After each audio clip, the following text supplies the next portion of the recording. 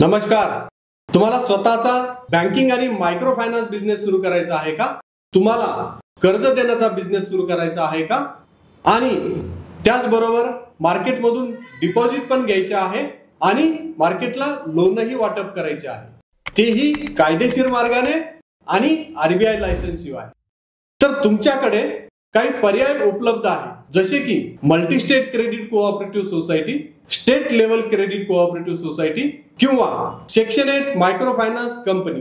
Multi state credit cooperative society मध्ये आपण एकापेक्षा जास्त राज्यामध्ये बिझनेस करू शकतो. यामध्ये मार्केटमधून डिपॉझिट घेता येते आणि मार्केटला लोनही वाटप करता येते. त्यानंतर state level credit cooperative society, यामध्येही आपण मार्केटमधून डिपॉझिट घेऊ शकतो आणि लोनही वाटप करू शकतो, पण एका राज्यापर्यंतच. आणि यानंतर सेक्शन 8 मायक्रो फायनान्स कंपनी, यामध्ये आपण फक्त मायक्रो फायनान्स करू शकता, म्हणजे मायक्रो लोन वाटप करू शकता.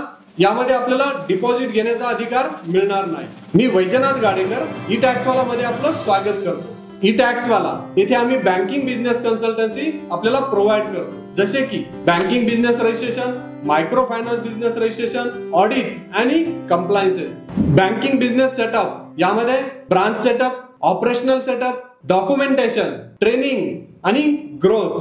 तर या सर्व गोष्टीबाबत अधिक माहिती घेण्यासाठी आणि रजिस्ट्रेशन करण्यासाठी आपण आमच्या एक्सपर्ट सोबत नक्की संपर्क साधावा. मी त्यासाठी खाली आपल्याला एक बटन दिलेलं आहे, त्या बटनवर जाऊन तुम्ही आमच्या एक्सपर्ट सोबत आत्ताही बोलू शकता. ई टॅक्सवाला, बँकिंग बिझनेस मधील तुमचा भरवशाचा साथी. धन्यवाद.